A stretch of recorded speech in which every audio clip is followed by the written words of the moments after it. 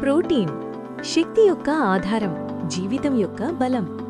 ఏళ్లుగా ఒక పెద్ద డిబేట్ మనల్ని విభజిస్తోంది, ప్లాంట్ వర్సెస్ యానిమల్.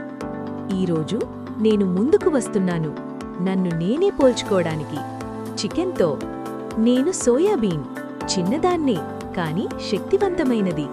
నా పక్కన నిలబడి ఉన్నది చికెన్ బ్రెస్ట్, జిమ్ ప్రపంచం యొక్క రాజు. కాని ఈరోజు మనం పోరాడటానికి కాదు, నిజాన్ని బయటపెట్టడానికి వచ్చాం. ముందుగా ప్రోటీన్ అంటే ఏమిటో తెలుసుకుందాం. ప్రోటీన్ ఎమినో యాసిడ్స్తో తయారవుతుంది. అవి మీ శరీరానికి building blocks, muscles, hormones, enzymes. Protein లేకపోతే మీ శరీరం పెరగదు, రిపేర్ అవ్వదు. ఇప్పుడు నంబర్స్ గురించి మాట్లాడుకుందాం. నేను 100 గ్రాములకి 36 నుంచి 40 గ్రాముల ప్రోటీన్ కలిగి ఉన్నాను. చికెన్ 30 నుంచి 32 గ్రాములు కలిగి ఉంది.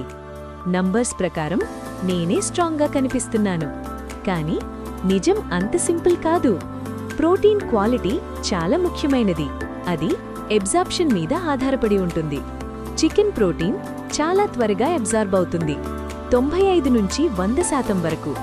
నేను కూడా కంప్లీట్ ప్రోటీనే, కానీ నా అబ్జార్ప్షన్ కొంచెం తక్కువ.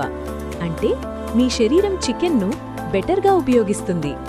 ఇప్పుడు మీకొక ప్రశ్న, ఏది ముఖ్యమైనది, క్వాంటిటీ లేదా క్వాలిటీ? ఏ ఎక్కువ ప్రోటీన్, బి మంచి అబ్జార్ప్షన్? వీడియో పాజ్ చేసి మీ ఆన్సర్ చెప్పండి. మసిల్ బిల్డింగ్ కోసం స్పీడ్ చాలా ముఖ్యమైనది.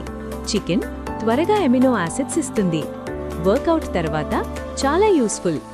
నేను స్లో రిలీజ్ ఇస్తాను, కానీ కన్సిస్టెంట్గా.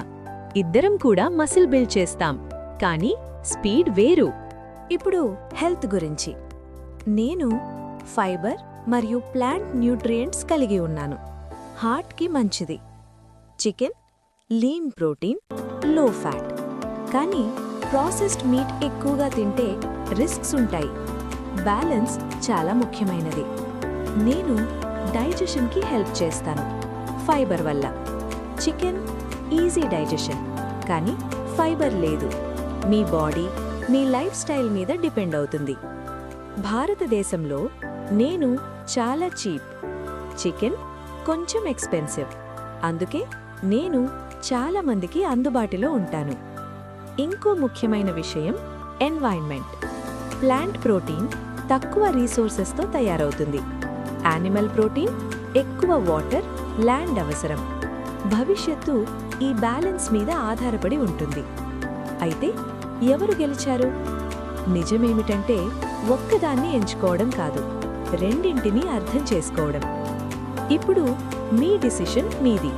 కామెంట్లో చెప్పండి, టీమ్ సోయాబీన్ లేదా టీమ్ చికెన్.